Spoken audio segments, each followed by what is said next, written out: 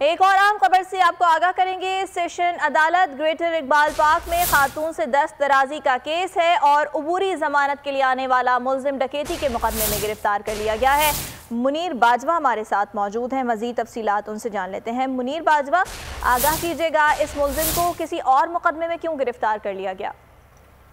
हाँ जी बिल्कुल, ये मुल्जिम अख्तर अली जो है वो ग्रेटर इकबाल पार्क में खातून से दस्तराजी केस में अबूरी जमानत के लिए अदालत में आया था, लेकिन इस मुल्जिम के खिलाफ मुद्दई की जानिब से थाना पुरानी गली में डकैती का मुकदमा भी दर्ज है, जिसमें अदालत ने उसके नाकाबिल जमानत वारंट की गिरफ्तारी जारी कर रखे थे।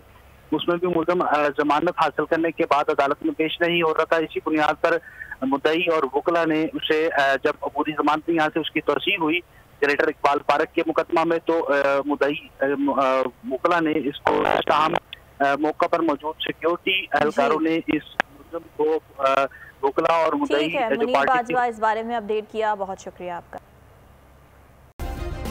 सब्सक्राइब करें और बेल दबाएं ताकि कोई खबर रह न जाए।